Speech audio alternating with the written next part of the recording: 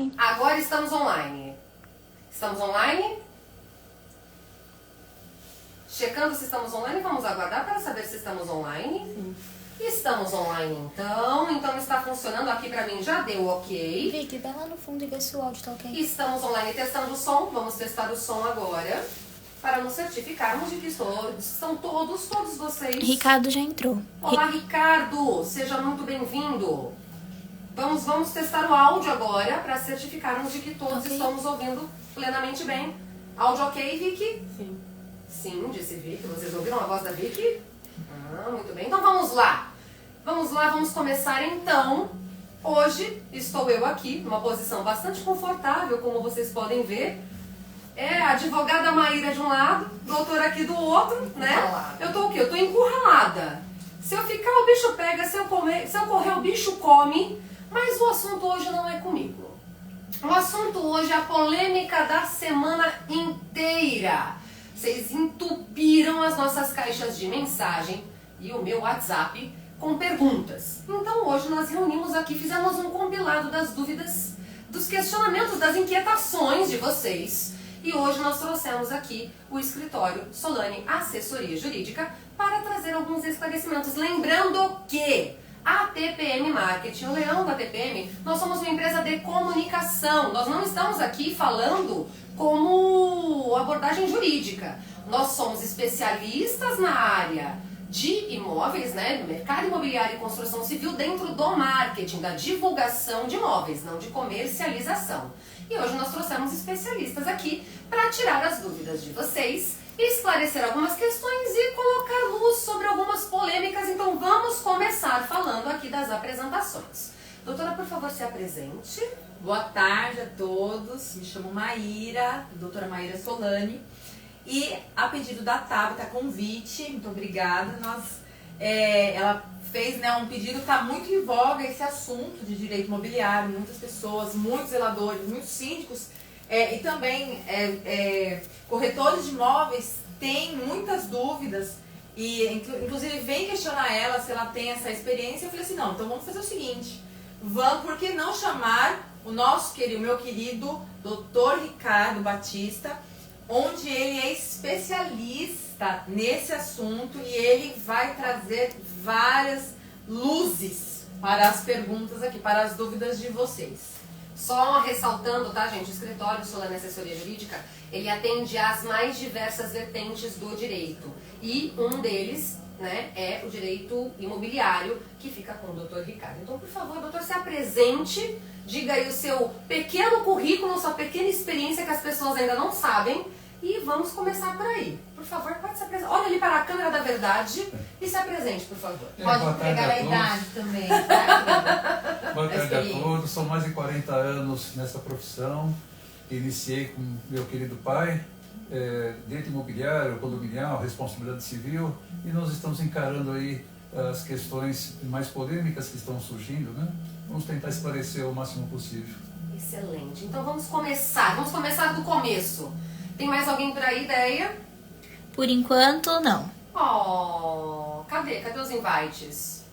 Cadê os invites? Vamos mandando os invites aí. Vamos começar com estagiário. Pode vender, doutor? Estagiário? Não. É preciso ter uma regularidade na inscrição definitiva no CRES. O estagiário ele pode assistir, ele pode fazer algumas questões preliminares, mas a titularidade compete ao corretor de imóveis. Então, justamente, até para que ele consiga ter a qualificação do ensino prático, ele acompanha as vendas, mas ele não pode realizar as vendas. Não pode concluir as vendas. As vendas têm que estar a cargo sobre a direção, o acompanhamento do profissional. Certo, então... E só para complementar, tem muitas pessoas que antes mesmo de tirar o Cresce, saem divulgando casos, fazendo a promoção e muitas vezes oferecendo como se fosse o próprio corretor. Isso é crime, né? A gente não pode, se você não é legítimo, se você não tem a qualificação, não é inscrito no Cresce, você não pode oferecer o imóvel e agir como se fosse já um corretor formado, né? Esse crime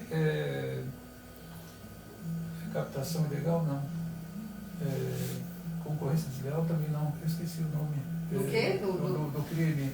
Exercício ilegal da profissão. Isso, porque na verdade o que acontece? Você está exercendo, você está se apresentando, é a mesma coisa, sofremos muito quando... Na área jurídica. Área jurídica. Muitas pessoas, muitos bacharéis em direito que não têm a procuração, não tem OAB, e ela se apresenta como se advogado fosse e exerce lá a profissão ilegal, e aí acaba muitas vezes trazendo um prejuízo, inclusive pela falta de qualificação. Que é o que exatamente acontece com o estagiário, né? Ele não tem qualificação para uma venda. Mas veja, eu agora mesmo acabei engasgando, colocando 3 títulos que possivelmente seria o crime, que acabei falando 2 coisas erradas. O que acontece? A interpretação mesmo cabe a nós, advogados, e à justiça. A justiça entende de uma forma tão diferenciada que às vezes nós não compreendemos, criamos dificuldades, conflitos entre nós, porque a interpretação do fato tem que ser bem analisada conforme caso a caso. Então, até que nós possamos avaliar o caso concreto, temos que ter conhecimento, e mesmo assim, quando nós levamos o caso para o judiciário, nem sempre nós conseguimos ter a consagração da expectativa, porque o juiz também julga conforme conveniência, conforme o estado de espírito, conforme a experiência profissional. Então, tem variações que criam jurisprudências diversas. Então, veja, agora há pouco eu acabei de falar coisas diversas. Imagine vocês trabalhando sem saber relações, sem saber experiência, e acaba tendo conclusões equivocadas. Então, resumindo, estagiário não vende, tá? Corretor vende, estagiário não vende, é isso. Vamos para a próxima. Já temos corretores e corretoras com a gente. Excelente, sejam todos bem-vindos e muito bem-vindas também. Quem quiser ir mandando alguma dúvida aí, pode ir mandando alguma dúvida aí, ok? Então vamos lá. A próxima foi muito interessante. Nós recebemos muitas perguntas de vocês, mocinhos e mocinhas, que não sabiam como e de que forma precisariam declarar suas vendas. E aí gerou-se uma otimização de questões que foi: como funciona a tributação na corretagem? E o que pode acontecer caso o corretor não esteja fazendo isso da maneira correta? Toda a fonte de receita está sujeita à tributação. Certo. Dependendo do volume mensal, pode ter isenção, pode ter anistia também com o tempo, mas toda a fonte de receita tem que ser contabilizada, porque o governo está aí para recolher impostos e distribuir esses impostos aonde melhor for de interesse. Mas toda a receita tem que ser declarada, tem que ser pelo menos contabilizada. Nós temos que ter assessoria de contabilidade, nós temos que ter um volume estudado, acumulado, para que a gente possa depois, no final do ano, fazer as declarações, no começo do ano, melhor dizendo, fazer as declarações de renda. Todo o valor decorrente de corretagem ou de honorários de qualquer espécie, ele está sujeito à tributação. Independente se eu recebo o percentual integral da comissão ou se eu sou um corretor de imóveis de uma imobiliária que recebe uma terça parte da captação. O capital recebido, ele pode incidir impostos. Entenderam, gente? Quem não estiver declarando, pelo amor de Deus, declara. Posso fazer um adendo? Super! Essa semana eu me deparei com uma situação muito bem parecida nessa questão de fiscal. Por que nós estamos entrando na questão de declaração? Porque muitos corretores eles precisam ter essa capacitação, essa qualificação de saber, inclusive, orientar o locatário, o seu cliente. Porque hoje nós tivemos uma questão sobre deve-se ou não tributar a caução que o locatário deposita na imobiliária. E aí, a jurisprudência entende que a caução ela não é tributada. Então, a imobiliária ela deve declarar a entrada da caução, porque provavelmente fica, isso depende do convencimento das partes.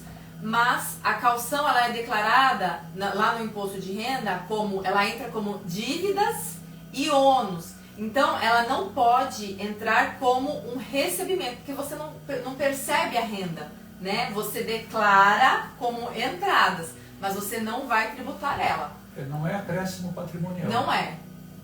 Ela vai ser devolvida. É uma composição do custo, né? Na verdade é uma garantia. Ela entra como uma garantia da locação. E isso, por isso que é tão importante ter aconselhamento à imobiliária ter uma assessoria jurídica para não prejudicar. Às vezes, se você tributa, você está pagando, tirando direito, exatamente, está bitributando uma coisa que não tem razão.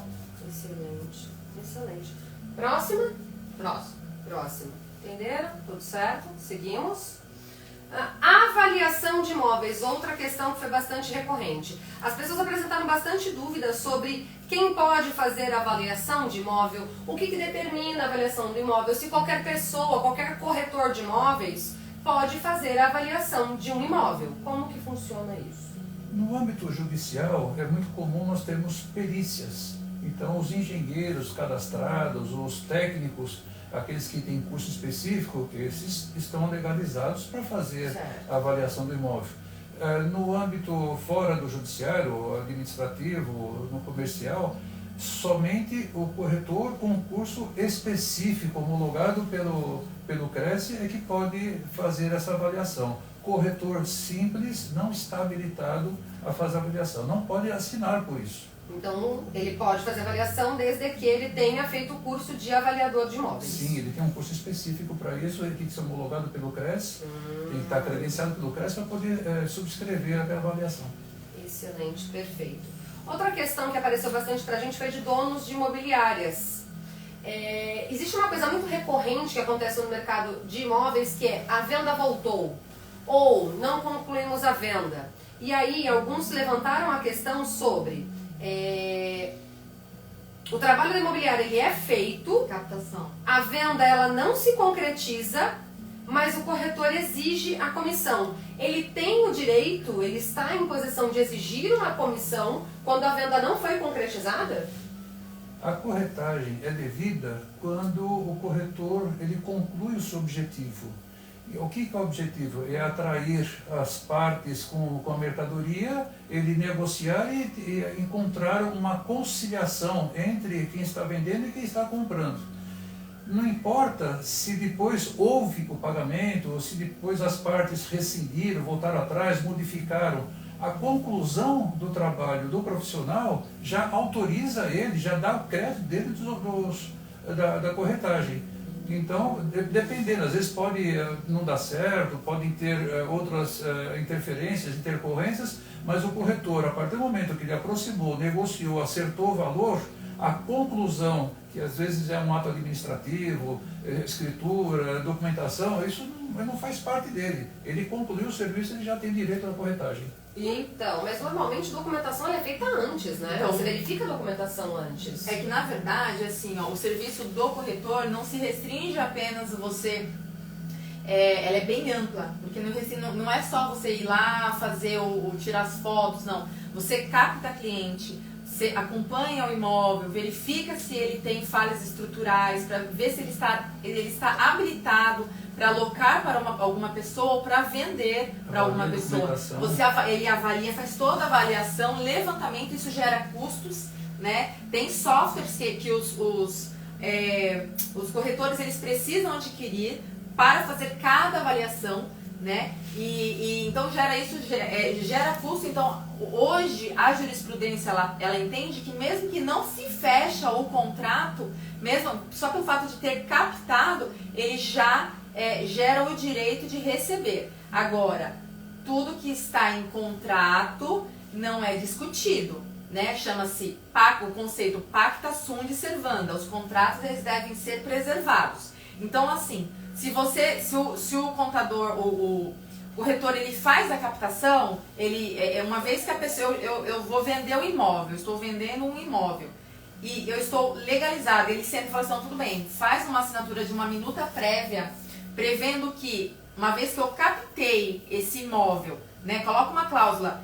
que se você captou o bem e captou um cliente, alguém se interessou, já deve o direito de corretagem, para não ficar subentendido ou não ter dúbias interpretações, para não ter discussões sobre isso. Não, mas se uma vez que você assinou aqui, ó, que só pelo fato de eu ter captado e trazido esse imóvel até você, já me gera o direito de receber. Aí você pode convencionar uma parcela, um valor, uma porcentagem sobre a venda.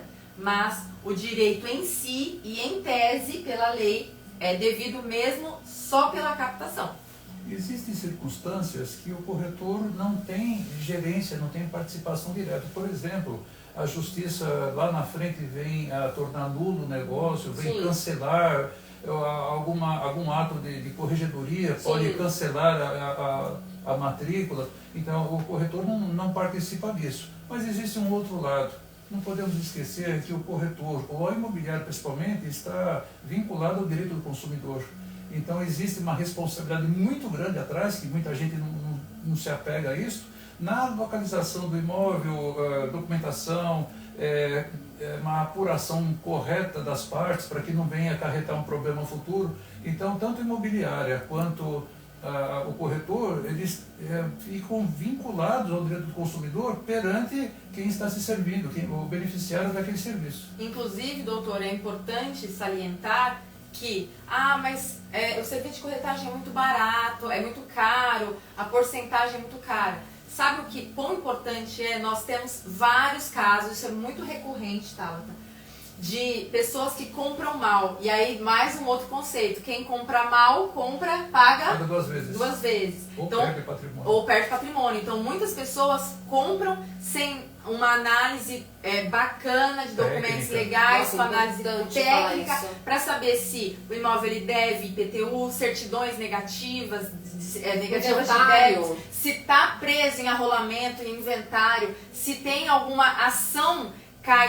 que está penhorando esse imóvel, condomínio. Então, assim, o corretor, porque ele responde objetivamente pela venda do bem. Então, por exemplo, eu sou compradora e eu contratei um serviço de corretagem e ele não observou, não tirou todas as matrículas, todas as certidões necessárias para garantir uma compra tranquila, eu posso entrar com um pedido de indenização contra o próprio corretor ou a imobiliária por não fazer o quê? Não defender os meus direitos, não cumprir com a prestação do serviço em si, né? Exatamente. Porque, na verdade, o grande diferencial de você comprar com um corretor, além de ser o certo, não se compra um imóvel com alguém que não seja credenciado pelo CRES. Entenderam, gente? Não se compra imóvel com alguém que não seja credenciado pelo CRES. Oficialmente. Oficialmente. Tem esse fator. Quando você compra mal, você compra duas vezes, você paga duas vezes, você não pode perder seu patrimônio. Porque realmente um bom corretor, ele jamais vai responder para uma questão como essa. Porque um bom corretor, ele vai sim verificar a documentação, ele vai sim se informar sobre o imóvel, até porque ele quer vender, ele não quer perder essa venda lá na frente, porque ele sabe exatamente o que envolve, o que está atrelado a uma transação imobiliária, diferente de qualquer outra pessoa que não tenha feito o curso, que não tenha passado pela formação do CRES. Por isso que existe a exigência da formação.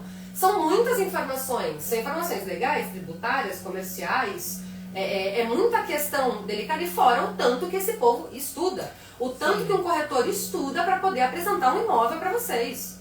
Tanto que vocês, corretores, estudam. Eu sei, eu vejo, eu ensino às vezes. É bastante, é muita coisa, muita coisa. Então foi um ponto muito interessante, muito importante de ser colocado. Sim. Eu gostaria de entrar num assunto novo. Sim. Tem sido muito recorrente e isso tem chamado a atenção. Até meus colegas advogados, alguns não estão afinados com esta matéria e acabam tendo dificuldade. A legislação ela vem mudando, vem se atualizando reiteradamente. O mundo é redondo, as leis são trocadas quase que diariamente. E vem vindo leis recentes, muito recentes. Inclusive agora tem sido divulgado que o comprador não está mais obrigado a tirar a certidão da matrícula para ser caracterizado como adquirente de boa-fé. Gente, tomem cuidado. Corretores, meus colegas advogados, alunos, estagiários, por favor, tomem cuidado com essa situação.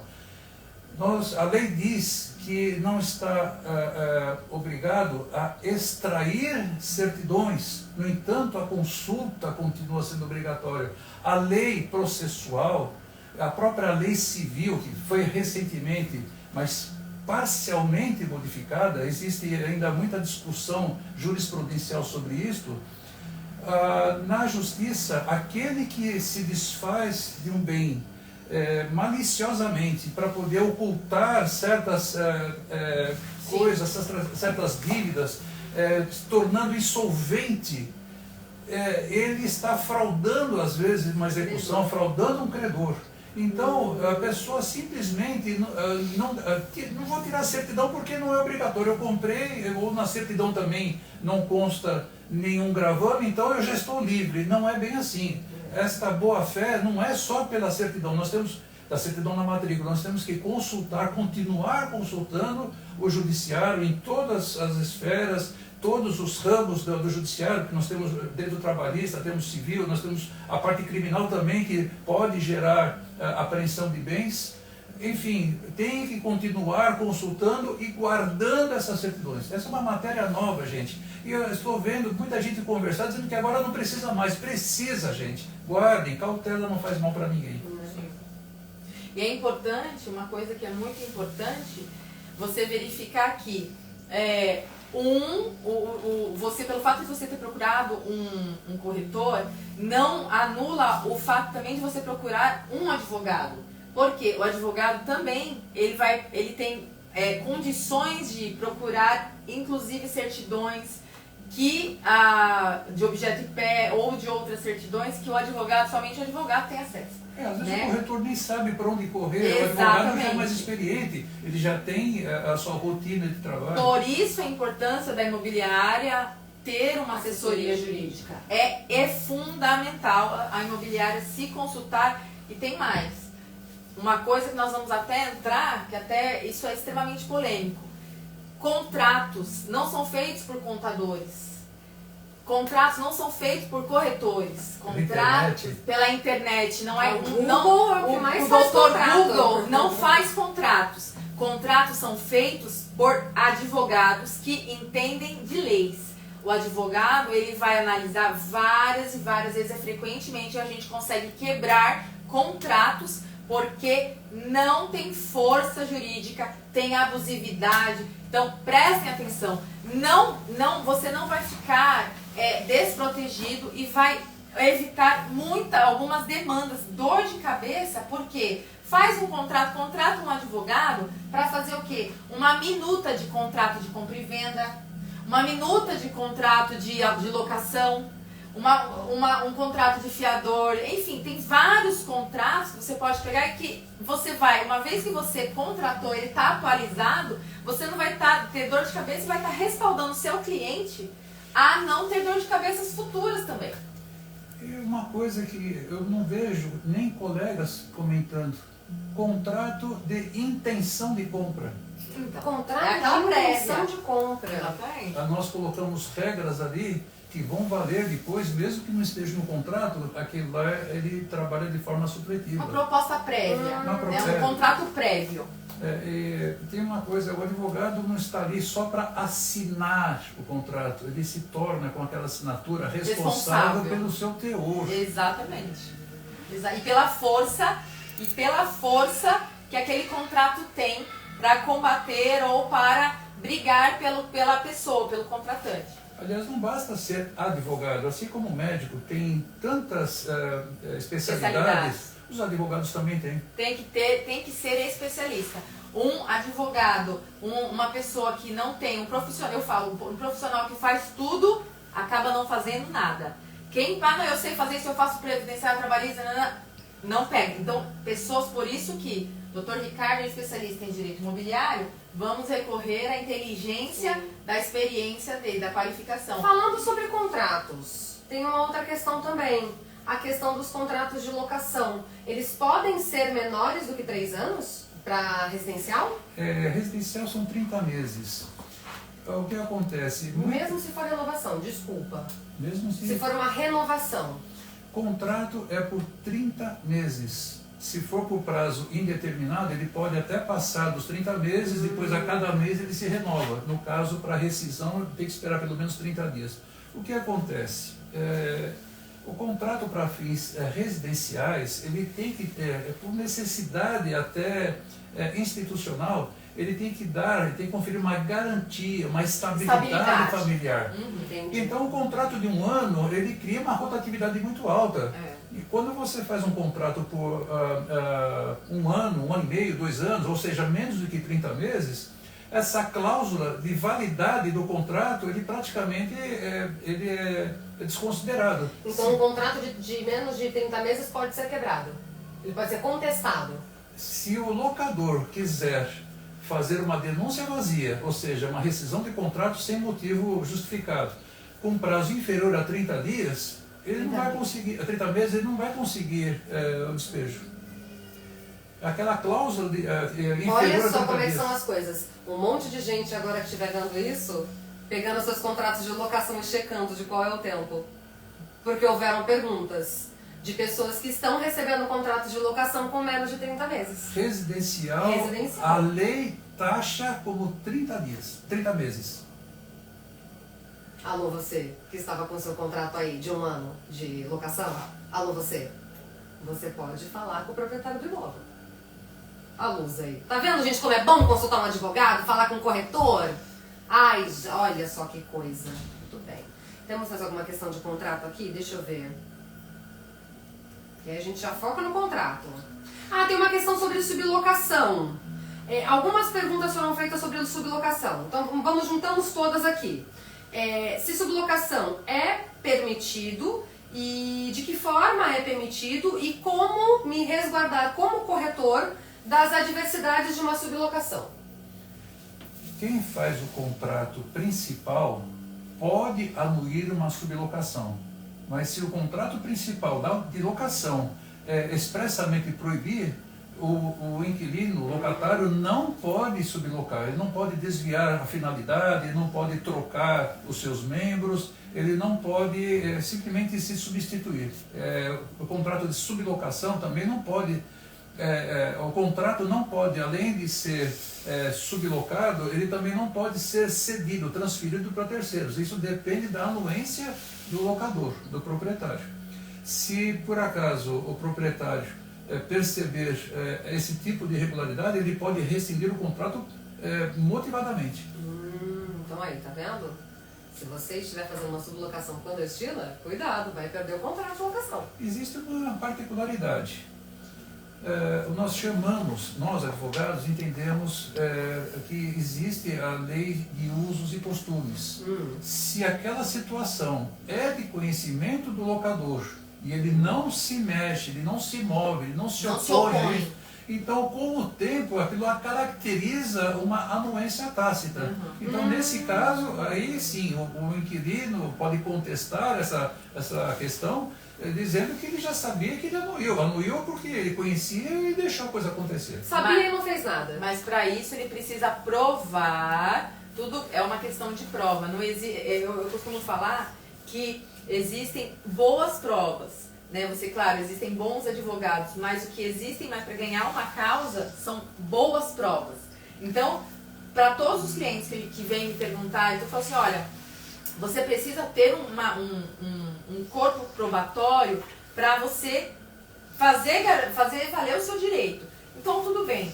Então, se o locador, se o locatário, ele tem provas, falando, avisando, informando, ainda que tem previsão que não está, que expressamente veda a sublocação e o locador se mantém inerte, fala, não, então tudo bem, fica aí, fica quietinho, o que acontece? O locatário fala, ó, tudo bem, você está me cobrando isso, só que você tinha anuência, você poderia ter feito o quê? Denunciado o contrato e inclusive exigido multa contratual pela quebra de contrato. E você não quis, você em nenhum momento se opôs, mesmo tendo te avisado. Então é importante que o locatário, ele informe sim, ele avise sim, olha, eu posso sublocar, eu posso fazer, mesmo que não tenha previsão legal. Certo. A questão das provas na justiça, elas precisam ser consistentes, mas não basta ser consistente, tem que ser convincente.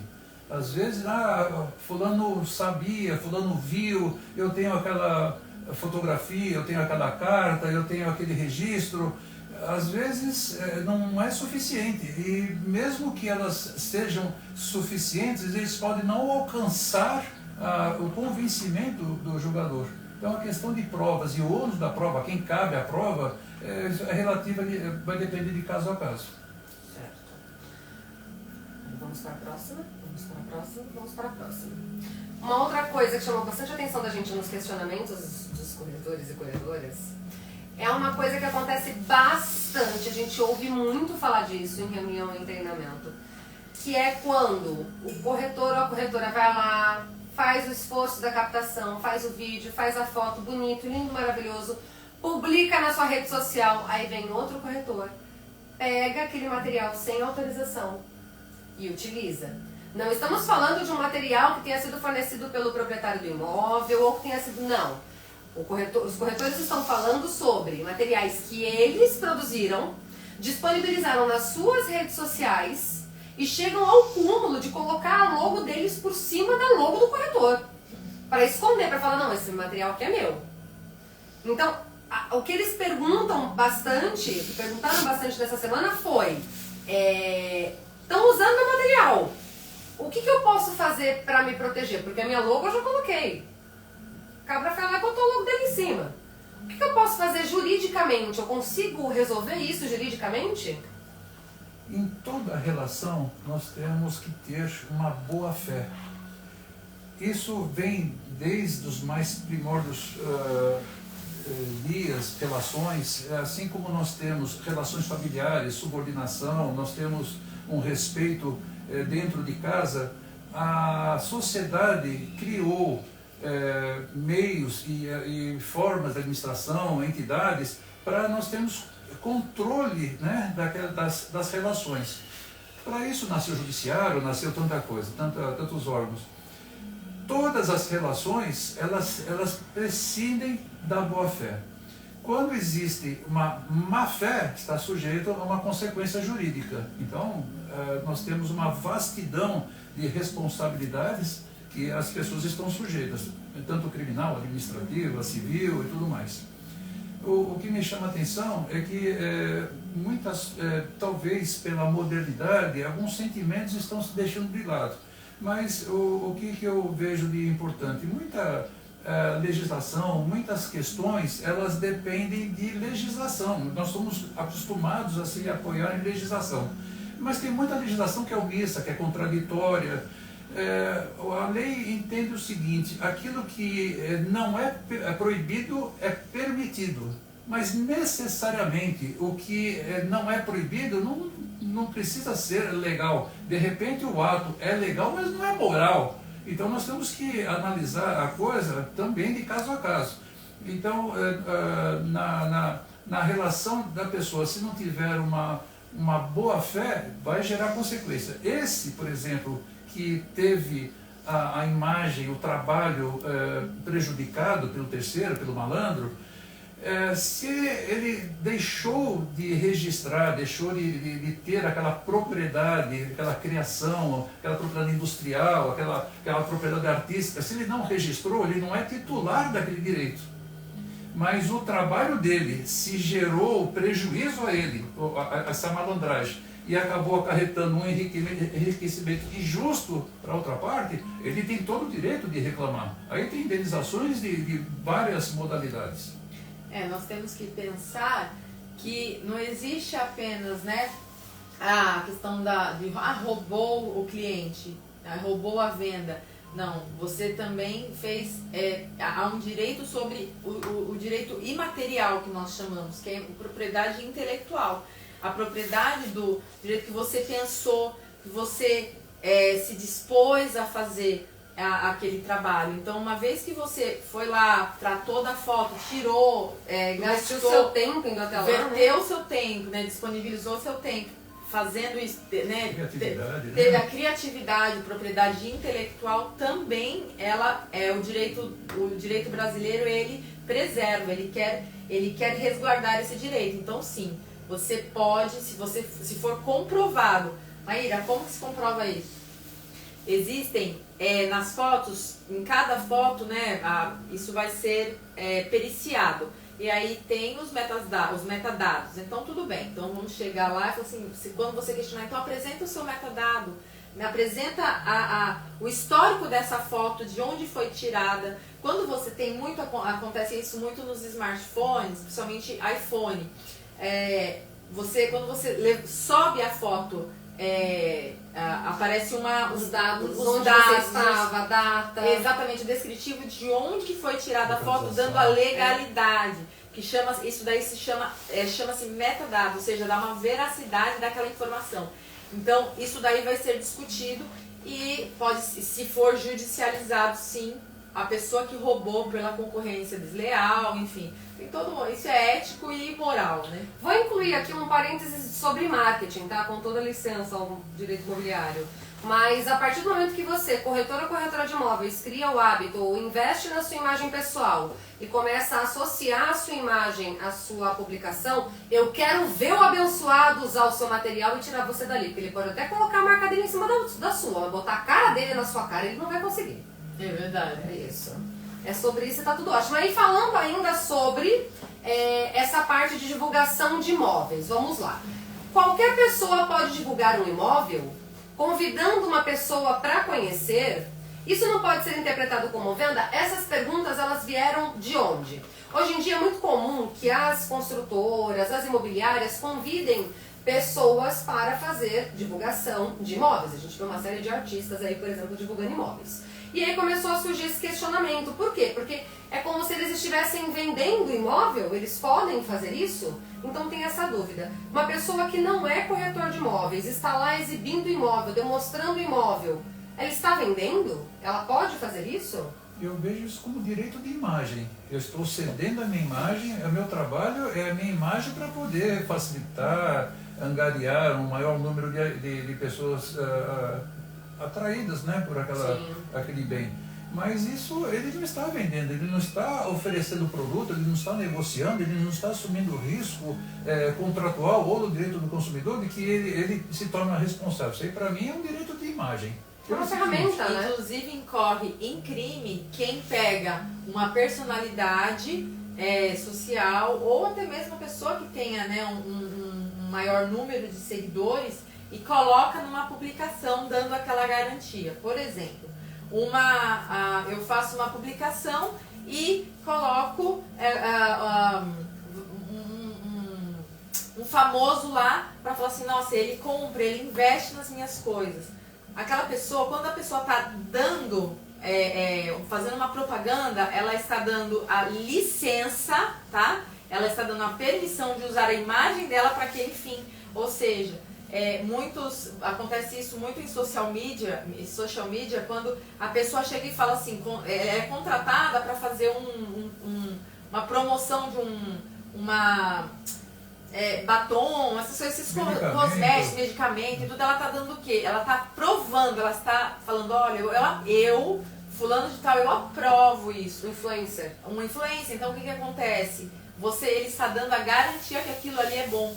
Por isso que tantas pessoas escolhem o que eles querem divulgar ou não, porque aquela imagem traz muito da credibilidade que a fama dela carrega. Eu acho que uma coisa que é importante a gente deixar bem claro e separar aqui é que uma coisa é a comercialização, seja de um imóvel que precisa de certificação do Cresce, seja de um medicamento que você precisa de uma certificação específica, seja de o que for, ou de algo, de uma loja de roupas, que você não precisa de uma certificação, mas você precisa conhecer aquele produto e, né, ter acesso àquilo para vender.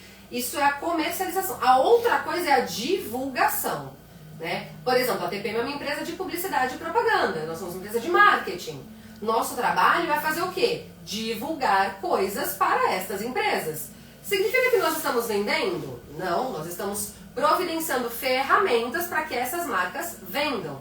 No nosso caso, a TPM tem o leão da TPM. O leão da TPM é uma figura pública que, por vezes, empresta a sua imagem para estabelecimentos comerciais. O leão da TPM vende apartamento? O leão da TPM vende comida? O leão da TPM vende viagem? Não. O leão da TPM compartilha com as pessoas a experiência dele e dá a recomendação dele de que eu gosto disso, isso é bom, se você quiser, tá aqui. Esse é o contato, fale com a pessoa, mas ele não realiza a venda. Assim como a publicidade em si não realiza a venda. Quem vende, no final das contas, o imóvel é o corretor. A viagem é o agente de turismo. O produto é o proprietário, o detentor daquele produto. Então, separar as coisas é importante. Você, como corretor de imóveis, pode convidar qualquer pessoa para divulgar o seu imóvel. Pode você mesmo divulgá-lo ou convidar qualquer pessoa para fazer isso. Né? A gente tem inúmeras construtoras aqui na nossa região que contratam constantemente artistas para dar voz e para dar cara para suas empresas. Significa que o Caio Castro está vendendo apartamento na construtora? Não, ele está credibilizando a imagem da construtora, a imagem do imóvel. Então, não precisamos processar o Caio Castro, está tudo bem. É instrumento de marketing. É instrumento de marketing. Normalmente o artista, ele tem a personalidade dele individual, mas ele tem aquela imagem pública. Sim. Então é um instrumento de marketing. Ele não está vendendo, ele não assume a responsabilidade. Em Santos está muito comum hoje em dia as influencers divulgarem imóveis. Sim. A gente tem uma série de influencers, assim, personalidades extremamente credibilizadas na região, que estão emprestando suas imagens para divulgar empreendimentos, para divulgar imóveis. E tem dado super certo. Por quê? Qual que é a finalidade da estratégia de marketing? É fazer com que as pessoas se sintam próximas daquele conteúdo, fazer com que elas se sintam, né, acolhidas, interessadas, sintam afinidade por aquele material. Por que não escolher uma pessoa que provoque isso? É o único ponto, mas eu duvido que a Juliana Góes esteja vendendo apartamento, gente. E aí nós temos aquela pergunta fatídica, né, aquela que causou burburinho, vucu-vucu e rebuliço a semana inteira. Zelador de imóveis, a moça do Airbnb, o porteiro do condomínio, eles podem vender apartamento, doutor? Eu posso dar duas respostas. Pode e não pode. Se ele tiver o Cresce, pode. Qualquer pessoa com Cresce? Qualquer pessoa habilitada, estando em dia com as obrigações perante o Cresce, pode. Certo. Seja ele zelador, síndico, porteiro, vendedor, frentista, pode. Se não tiver Cresce, não pode. Exercício legal da profissão. Certo. Imagina uma pessoa, um zelador, por exemplo, aproveitando a sua deixa. Ele está trabalhando, está em horário regular perante o empregador, ocupando tempo, espaço, lugar do empregador e trabalhando como corretor de imóveis. Se amanhã acontece alguma coisa, ele está como corretor ou ele está como empregado? O empregador não pode demiti-lo? Pode, dependendo da gravidade, dependendo do histórico daquele zelador, pode ser demitido até por justa causa, por que não? Mas e se ele, além disso, ainda criar problemas para o adquirente ou para o vendedor, ele vai assumir a responsabilidade diretamente, com um agravante. Se o síndico estiver envolvido, o porteiro estiver envolvido, se o administrador estiver envolvido, nós vamos criar um corpo onde todos podem se solidarizar nessa responsabilidade. Veja, não comprem, não negociem, não paguem, não remunerem ninguém que não seja profissional da área, que não seja corretor regularizado. Aí virou um cartel, né? Isso é o porteiro, o administrador, gente... E outra coisa, olha, se você não me der comissão, se você não me der uma participação, um agrado, isso vai acontecer um problema. Isso pode virar até uma extorsão. Então, o senhor sabe que assim, é muito comum hoje em dia, a gente dá bastante treinamento, a gente convive bastante com corretores, com construtores, e a gente tem ouvido muitos relatos de pessoas, de corretores, relatando a experiência de que o porteiro, ele não pede, ele não induz, ele exige. E a minha parte? Porque eu estava aqui, eu te indiquei o morador, eu te indiquei a pessoa. O zelador exigindo sua parte, o vizinho exigindo a parte. Teve um cliente uma vez que contou pra gente sobre a moça do Airbnb, não era nem a proprietária do imóvel. E ela exigiu a participação dela na venda. E ela não disse, eu quero a minha comissão. E parece que todo mundo entendeu que corretagem pode ser feita. E muitos deles talvez até tenham um Cresce, outros não. Mas se você não fez uma venda em parceria comigo, não há esse histórico de parceria, Como que eu vou fazer uma participação de comissão para essa pessoa? Não, isso é uma forma até irregular de enriquecimento. Porque além de estar tirando um trabalho lícito de terceiro, você está criando no mínimo um constrangimento. Sim. Porque o adquirente, ele vai ficar constrangido em morar naquele lugar, por exemplo, e está se deparando diariamente com aquela pessoa que facilitou, que indicou, que viabilizou de qualquer forma aquele negócio que não recebeu. Então ele vai ficar sempre naquela questão de que se ele não agradar, se ele não fizer alguma coisa, ele pode receber alguma reprimenda. Então Sim. isso pode ser uma comissão, pode ser um constrangimento ilegal, pode ser até uma extorsão, às vezes casos mais graves. Sim. Então, fora o problema do Código do Consumidor, que eu vira e mexe eu falo, é uma legislação tipicamente nacional, brasileira, já foi copiada em centenas de países, já foi adaptado, já tem mais muitos países, inclusive eu participei desse trabalho quando foi criado, quando eu trabalhava na OAB, comissões internas. E essa questão, ela protege a parte mais fraca, ela se coloca ao lado da pessoa mais fraca. E normalmente é o adquirente.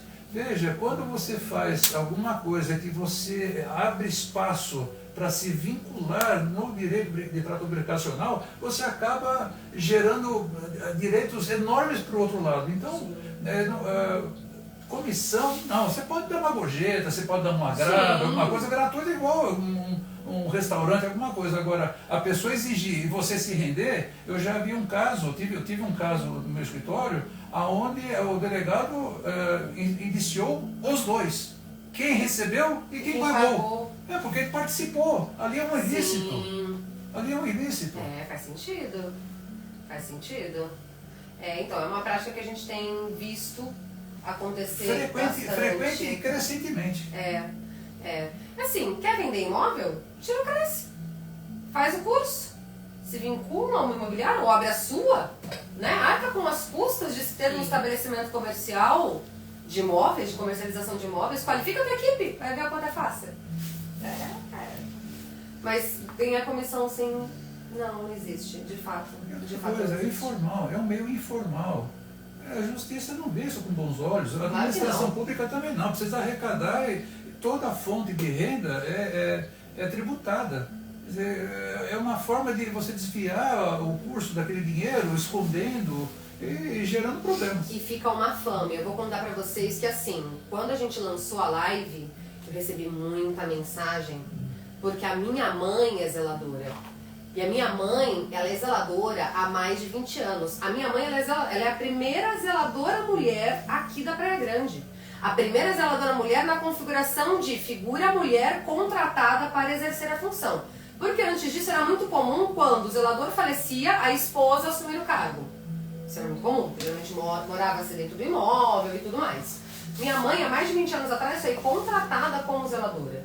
Foi assim uma adaptação muito complicada, porque ninguém estava acostumado a ver uma mulher sozinha, sem um marido, divorciada, nessa função, com 2 filhas, mulheres. Mandando, organizando. Exatamente. Ela tá na live mandando beijinho. Oi, mãe.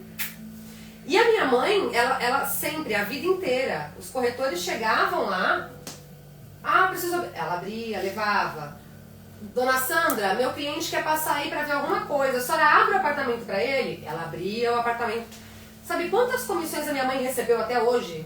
Nenhuma! Minha mãe não é corretora. É óbvio, é que nem ela fala pra mim. Às vezes o corretor vem aqui, traz um presente, traz uma caixinha, fala, Dona Sandra, muito obrigada, meu cliente veio aqui 20 vezes, a senhora recebeu ele. Ou às vezes ela liga pro corretor e fala, olha, fulano, seu cliente tá aqui. É o mínimo, né? Tanto que eu falo, eu sou como eu sou, porque eu aprendi com a minha mãe a ser quem eu sou. Aprendi com os meus pais a ser como eu sou. Nunca recebeu. E as primeiras mensagens que eu recebi, as meninas lembram, quando a gente lançou a live foi, ué, zelador não pode receber comissão? E sua mãe? Pois vá lá no prédio dela, vá lá perguntar. Pergunte aos corretores da cidade para ver se minha mãe recebeu comissão alguma vez. Nunca recebeu uma comissão. Ah, mas eu já dei uma caixinha para sua mãe. Deu porque quis, porque ela nunca te pediu. Ah, você quer dinheiro? Não. Isso aqui é um ato voluntário de quem tá dando um presente. Você entendeu? Então assim, Uma coisa é a gentileza, a caixinha, o muito obrigado, olha aqui essa caixa de bombom, obrigada pela sua gentileza. Reconhecimento, né? Isso é uma Gratidão, coisa. é. O que está acontecendo no mercado não é isso. A gente vê casos de corretor falando, caso de zelador falando pro corretor assim, mas você recebeu 6%, o imóvel vale tanto, eu tenho que ganhar no mínimo tanto. Gente, 6% não é mais todo mundo que dá 6%, é que paga os 6% de comissão sobre o imóvel. Aí vamos dizer ainda que o corretor, ele não é autônomo. Ele é um corretor de uma imobiliária. Então esses supostos 6% de comissão cai na imobiliária. É uma fração que ele recebe. Ele vai receber um percentual que a gente nem sabe qual é a fração que ele recebe disso. Normalmente é 1,5%, às vezes até menos, só pela indicação. Aí o corretor tirou o Cresce dele, estudou, foi lá captar o imóvel, fez foto, fez vídeo, anunciou, impulsionou, recebeu 20 pessoas, 20 famílias para mostrar o imóvel. Uma família gostou, uma família comprou depois de todo esse trabalho. Aí ele tem que dividir o percentual da fração do terço da comissão dele com o porteiro? Não, pode dar, é até bom, eles são pessoas humildes, precisam, mas que seja uma coisa natural. Exato, de boa vontade. Olha, você me ajudou, você me deu essa abertura aqui, você me indicou o cliente, mas isso é casa a casa, e quem tem que decidir é o corretor, e não a pessoa, de dar uma intimada no corretor e falar, vem cá, cadê a minha parte? Ou uma das partes, o vendedor, o comprador, Sim. olha, toma aqui um abraço. Somos sócios agora. Agora, peraí, vou rachar. Sugestão para os corretores, pedir para meiar a mensalidade do Cresce. Então tá bom, chegou meu boleto do Cresce aqui, ó. Cadê minha parte? Tá, mas às vezes nós damos consultas complexas. A doutora, eu só queria saber disto. Só uma duvidazinha. A dúvida para nós é uma pergunta, é uma consulta. É uma consulta, lógico. Nós ficamos, às vezes, horas conversando, às vezes dias, temos que consultar algumas coisas. Depois a pessoa fala, mas doutor, eu só fiz uma pergunta, eu vou ter que pagar por isso? Imagina, as pessoas que precisam, né? Sim. Sim, o escritório é a mesma coisa. A gente fala que é marketing de terapia. Às vezes a pessoa chega e diz, dá só uma olhadinha no meu Instagram. Aí você olha no Instagram. Aí você fala, não vou deixar você sair daqui assim, desse jeito não. Senta aqui, vamos arrumar isso. Não dá. Não tem jeito. Esqueci de alguma coisa, meninas? Tinha mais algum ponto? A rede social. Muito importante. Alguns corretores, em alguns treinamentos que a gente participou, e até uma outra pergunta também chegou com essa característica, de que eles estariam recebendo notificações ou solicitações do Cresce para mudar, não especificamente o arroba, não ficou claro se a pessoa tem que ser o arroba ou não, mas para fazer uma alteração de que deveria estar ali no arroba da rede social, de que deveria ser o nome da pessoa, corretor de imóveis e o Cresce. E aí a gente foi filtrando essa informação e entendendo que o o Cresce quer é que você deixe claro que você é corretor de imóveis, tem que ser corretor de imóveis. Você pode ser corretor náutico, corretor de seguros, corretor de qualquer coisa. Então eu tenho que deixar claro o exercício da minha profissão, que é corretor ou corretora de imóveis e o Cresce, para que seja de fácil identificação. Mas que exigir que você troque o seu arroba ou o seu nome comercial, que isso já seria um pouquinho demais. Mas que uma vez estando claro que este é meu nome, eu sou corretor de imóveis e este é o meu Cresce, já se abriria precedente para questionar qualquer tipo de notificação. Qualquer órgão de controle de classe, o químico, o contador, o advogado, o médico, ele pede que seja identificado para controlar aquela atividade, né? Para saber se a pessoa está regular, se contribuiu também com as partes financeiras lá que subsidiam essas entidades, mas principalmente na regularidade do negócio. Sim. O Cresce pode ter sua legislação e, se tiver na legislação alguma exigência dessa natureza ou parecida, a pessoa vai ter que fazer defesa administrativa. Mas a questão de nome, a questão de identidade pessoal, identidade comercial, mercantilista, isso é um direito individual, constitucional, é personalíssimo daquela pessoa. nenhuma entidade poderia intervir nisso. Isso aí é como a roupa, não? Se você não vestir esta roupa, você não está adequado. O médico não está obrigado a andar de branco, o advogado não está obrigado a andar de terno, e o padre não está obrigado a andar com a batina. Aquilo é costume, mas são direitos individuais. Isso não traz característica da pessoa, ou da formação, ou da regularidade do exercício profissional. Agora, se tiver a identidade, está tudo bem, mas interferir na criação do nome, da marca, do logotipo, não vejo legalidade nisso, principalmente dentro do espírito constitucional. Direito individual. Mas se alguém tiver com algum problema, tiver uma questão muito delicada, difícil de resolver, tá aqui, gente. É só chamar, já deixamos o arroba marcado aí, vamos deixar o arroba marcado nos comentários. Tá com uma questão? Ficou com medo de estar com um contratinho ruim? Tá assim se sentindo desconfortável com a notificação que recebeu do Cresce? Tá com uma questão delicada? Copiaram o seu material, você não sabe o que fazer? Aí, tá resolvido, gente. Dr. Ricardo e doutora Maíra, escritório Solane Assessoria Jurídica, eles estão aqui preparadíssimos para ajudar vocês. Agora, se for marketing, é com a gente. Se o negócio for marketing, aí é com a TPM mesmo. Querem acrescentar alguma coisa? Agradecer a oportunidade, né, dessa reunião tão gostosa. É isso aí. Qualquer dúvida, estamos à disposição. E tem mais, deem sugestões, se você tem de qualquer outro assunto. Tem muitas coisas. Doutora, tenho IPTU, uma dívida gigante de IPTU, o que eu faço? Superendividamento. Está acontecendo muito dívidas, eu enrolei, fiz empréstimo, me enrolei no empréstimo, como que eu faço pagar?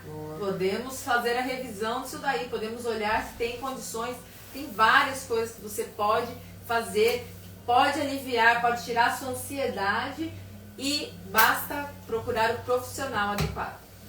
É isso, gente, um padre também, né? Tem um padre nesse caso também que vai ajudar bastante. É isso aí. Doutor, mais alguma coisa, alguma questão? Agradecer me colocando o escritório doutora Maíra à disposição. O nosso, né?